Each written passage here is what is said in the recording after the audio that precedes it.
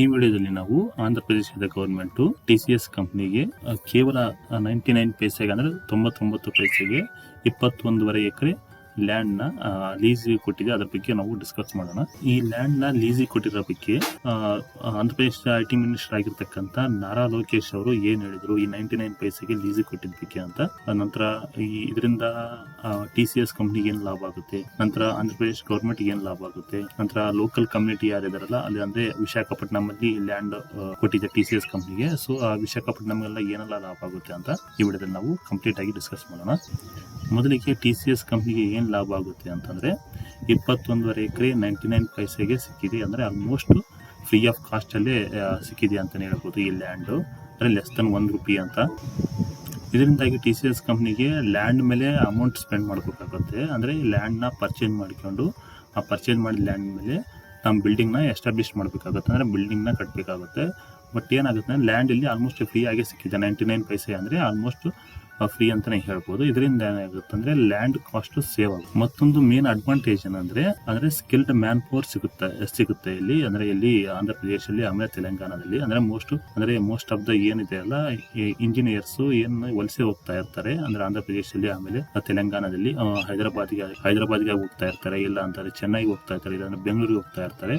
But ಈಗ ವೈಜಾಗ್ ಅಲ್ಲಿ ಅಂದ್ರೆ ವಿಶಾಖಪಟ್ಟಣಂ ಅಲ್ಲಿ TCS ಕಂಪನಿ ಎಸ್ಟಾಬ್ಲಿಷ್ ಆಗೋದ್ರಿಂದ ಸೊ ಅವರು ಬೇರೆ ನಗರಗಳ ಕಡೆಗೆ ಮುಖ ಮಾಡೋ ಅವಶ್ಯಕತೆ ಇರೋದಿಲ್ಲ. ಅಲ್ಲಿ ಲೋಕಲ್ ಆಗಿ ಒಂದು ಜಾಬ್ ಮಾಡ್ಕೊಳ್ಬಹುದು. ಇನ್ನು ಆಂಧ್ರ ಪ್ರದೇಶ ಗೌರ್ಮೆಂಟ್ಗೆ ಏನೆಲ್ಲ ಅಡ್ವಾಂಟೇಜ್ ಅಂತ ನೋಡೋದಾದ್ರೆ, ಆಂಧ್ರ ಪ್ರದೇಶಕ್ಕೆ ಒಂದು ಹ್ಯೂಜ್ ಇನ್ವೆಸ್ಟ್ಮೆಂಟ್ ಹರಿದು ಬರುತ್ತೆ. TCS ಕಡೆಯಿಂದಾನೇ 1320 ಕೋಟಿಯಷ್ಟು ಸರಿಸುಮಾರು ಅಂದಾಜಷ್ಟು ಬಂಡವಾಳ ಹರಿದು ಬರ್ತಾ ಇದೆ. ನೆಕ್ಸ್ಟ್ ಲೋಕಲ್ ಪೀಪಲ್ ಯಾರಿರ್ತಾರೆ ಅವರಿಗೆಲ್ಲ ಜಾಬ್ ಸಿಗ್ತವೆ.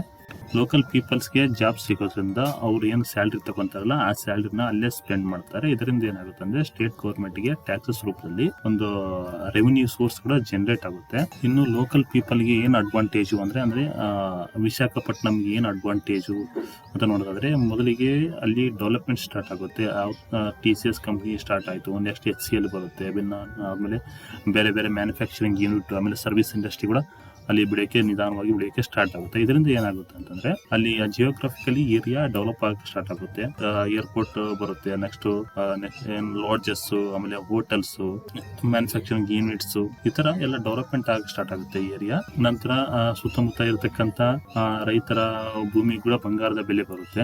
ಇನ್ನು ಆಂಧ್ರ ಪ್ರದೇಶದ IT ಮಿನಿಸ್ಟರ್ ಆಗಿರ್ತಕ್ಕಂಥ ನಾರಾ ಲೋಕೇಶ್ ಅವರು ಏನ್ ಹೇಳಿದ್ರು ಇದ್ರ ಬಗ್ಗೆ ಅಂತಂದ್ರೆ, ಆಂಧ್ರ ಪ್ರದೇಶದ ಡೆವಲಪ್ಮೆಂಟ್ ನ ಗಮನದಲ್ಲಿಟ್ಕೊಂಡು ಈ ಲ್ಯಾಂಡ್ ನ TCS ಕಂಪನಿಗೆ ಕೊಡಲಾಗಿದೆ. ಈ ತರ ಕಡಿಮೆ ಬೆಲೆಯಲ್ಲಿ ಲ್ಯಾಂಡ್ ನ ಕಂಪನಿಗಳಿಗೆ ಅಲೋಕೇಟ್ ಮಾಡೋದು ಇದೇನು ಹೊಸದಲ್ಲ. 90s ಅಲ್ಲಿ ನಾರಾ ಚಂದ್ರಬಾಬು ನಾಯ್ಡು ಅವರು ಕೂಡ ಇದೇ ತರ ಲ್ಯಾಂಡ್ ನ ಅಲೋಕೇಟ್ ಮಾಡಿದ್ರು. ಆದ್ರಿಂದ ಇವತ್ತು ಹೈದರಾಬಾದ್ ಇಷ್ಟರ ಮಟ್ಟಿಗೆ ಡೆವಲಪ್ ಆಗಿದೆ. ಸೊ ಅದೇ ತರ ನರೇಂದ್ರ ಮೋದಿ ಅವರು ಕೂಡ ಇದೇ ರೀತಿಯಲ್ಲಿ ಲ್ಯಾಂಡ್ ನ ಅಲೋಕೇಟ್ ಮಾಡಿದ್ರು ಟಾಟಾ ಮೋಟಾರ್ಸ್ಗೆ ಗುಜರಾತ್ ಅಲ್ಲಿ. ಸೊ ಆ ಸಂದರ್ಭದಲ್ಲಿ ಏನ್ ಲ್ಯಾಂಡ್ ಅಲೋಕೇಟ್ ಮಾಡೋದ್ರಿಂದಾಗಿ ಗುಜರಾತ್ ಇವತ್ತು ಇಷ್ಟರ ಮಟ್ಟಿಗೆ ಡೆವಲಪ್ ಆಗಿದೆ, ಇಂಡಸ್ಟ್ರಿಯಲ್ ಹಬ್ ಆಗಿ ಬೆಳೆದು ನಿಂತಿದೆ ಗುಜರಾತ್ ಅಂತ. ಸೊ ಈ ಒಂದು ಉದಾಹರಣೆ ಕೂಡ ಕೊಟ್ಟು ಅವರು ನಾರಾ ಲೋಕೇಶ್ ಅವರು ಅದನ್ನ ಸಮರ್ಥನೆ ಮಾಡ್ಕೊಂಡ್ರು. ಸೊ ಇದು ಹೇಳಿದ್ರೆ ಆಂಧ್ರ ಪ್ರದೇಶ ಗೌರ್ಮೆಂಟು ಯಾಕೆ 99 ಪೈಸೆಗೆ TCS ಕಂಪ್ನಿಗೆ 21.5 ಎಕರೆ ಲ್ಯಾಂಡ್ ನ ಅಲೋಕೇಟ್ ಮಾಡಿದ್ರು ಅಂತ.